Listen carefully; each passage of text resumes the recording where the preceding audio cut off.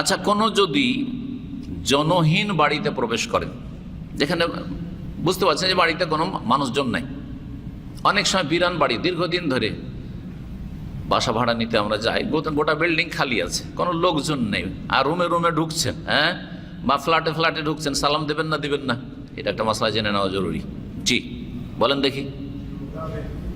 সালাম যাবে না, দেওয়া উচিত, কারণ ওখানে মানুষ না থাকলেও জিন্নাত থাকতে পারে, আর জিনের স্বভাব হচ্ছে অনাবাদ এলাকায় বসবাস করা।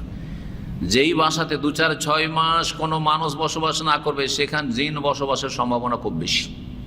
জি, যেন বিরান জায়গাতে জিন থাকে। বন জঙ্গল কেটে ফেলে দেন, ধীরে ধীরে জিন পালিয়ে যাবে। বসবাস শুরু করে দেন, মানুষ বসবাস করলে জিন কিন্তু আমরাকে ভয় পায়, আমরা জিনকে ভয় করি। এটা হচ্ছে আমাদের রোগ। জিন খুবই ভয় পায়, এটা আসলে শরীয়তের কথা। জিন মানুষকে খুব বেশি ভয় পায়, কিন্তু এক শ্রেণীর মানুষ জিনকে ভয় করার কারণে জিনের দাপট মানুষের উপর চলে। আর যে মানুষ মুমিন, দিনদার, পরেজগার, মুত্তাকি, কোরআন হাদিসের এলেম আছে, জিনকে ভয় করে না, যার তৌহিদ ঠিক আছে, তাকে দেখলে জিন ওইভাবে পালাবে যেভাবে উমর রাদিয়াল্লাহু তাআলাকে দেখলেই অন্য দিক থেকে শয়তান পালাইত, যে এই গলি দিয়ে আর চলা যাবে না, পালা এখান থেকে। জিন তাড়াবার সহজ উপায় হচ্ছে জিকির আজকার করা। জিকির আজকারের মধ্যে বিসমিল্লাহ বলে জিন অন্ধ হয়ে যায়। জিনকে যদি অন্ধ করতে চান, জিন যেন আমাকে দেখতে না, বিসমিল্লাহ বলে দেন। টয়লেটে ঢোকার সময় বিসমিল্লাহ বলে দেন, জিন থাকলেও দেখতে পাবে না।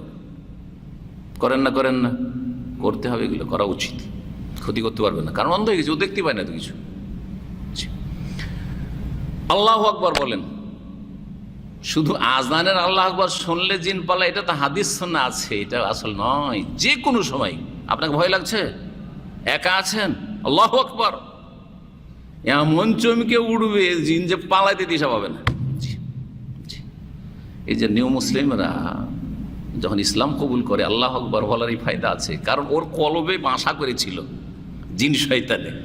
আল্লাহু আকবারের ধ্বনি শুনে জিন পালাতে দিশা পাবে না।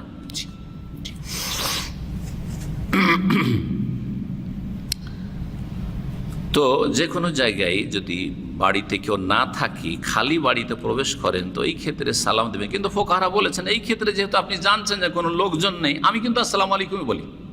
যখন তখন হোটেলে ঢুকতে হয়, আমি জানি যে হোটেলে কে থেকেছে, না দেয় কোনো কাফের থেকেছে, না কোনো বেদিন মদখোর থেকেছে, কে জানে, হ্যাঁ, কত পাপ হয়েছে এই হোটেলে রুমে, আল্লাহ ভালো জানে। সুতরাং বিসমিল্লাহ, আউযু বিকালিমাতিল্লাহি তাম্মাতি মিন শাররি মা খালাক। বিসমিল্লাহ বলার পরে আউযু বিকালিমাতিল্লাহি তাম্মাতি মিন শাররি মা খালাক, সমস্ত সৃষ্টির অনিষ্ট থেকে, জিন কেন, সমস্ত সৃষ্টির অনিষ্ট থেকে পানা চেয়ে নিলাম আল্লাহর কাছে। জি, তারপরে আরামসে আছি, কোনো চিন্তা নেই। জি, আর সালাম আলাইকুম বলি। প্রথমখানে ঢুকলে কি বলি, বলা উচিত সালাম আলাইকুম। তবে ফোকাহারা বলেছেন আসসালাম, যেহেতু মানুষজন নেই, সেজন্য আসসালামু আলাইনা ওয়া আলা ইবাদিল্লাহিস সালিহিন, আমাদের ওপর সালাম হোক, মানে নিজে কি সালাম দিলেন, আর আল্লাহর নেক বান্দাদেরকে সালাম দিলেন। নেক বান্দা জিনদের মধ্যেও আছে, তো যেন আপনি সালাম বলছেন যে এই জিন, তোমরা যদি নেক বান্দা হও, মুসলিম হও, তো তোমাদেরকে সালাম। আর কাফের জিন যদি এই রুমে থাকো, তো তোমাদেরকে সালাম নেই। আসসালামু আলাইনা ওয়া আলা ইবাদিল্লাহিস সালিহিন, এগুলো ফোকাহাদের ইজতিহাদ, এইরকম কোনো দলিল পাইনি, আল্লাহু আলাম। তবে আসসালামু আলাইকুম বললেই যথেষ্ট। নিজের উপর সালাম, আপনাদের উপর সালাম, আর সালামের যে হকদার তাকেই সালাম। জি, অমুসলিম জিনকে সালাম দিচ্ছি না, কাফের জিনকে সালাম দিচ্ছি না।